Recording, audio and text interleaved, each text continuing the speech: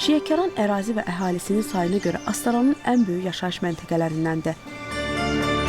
Şiyəkəranda yaşayan tarix içərisində 120 il əvvəl tikilən məscidi də tanıdım sizə. Kəndin mərkəzi bura oldu. Zaman-zaman əhali çoxaldı, sayı çoxalandan sonra cəmaət artıq o tərəfə yaşamağa artıq məcbur olur köçməyə, gedirlər orada da yaşayıb. 90 yaşına çox az qalıb, amma hələ də təsərrüfatdan əl çəkmir. Öyrənim görüm gümrahlığının sirri nədədir? Mən ekonom zad eləməmişəm, hay mən arıqlaşım. Harada gəldi ye, yeməyi kəsmir.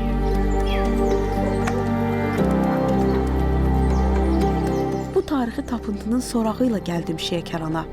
Yaxşı ki gəldim. Burada təkcə bir metal parçasını yox, bir kəndin nəfəsini, ruhunu, tarixini gördüm. Orada bir kənd var. 22 noyabr 12:30-da.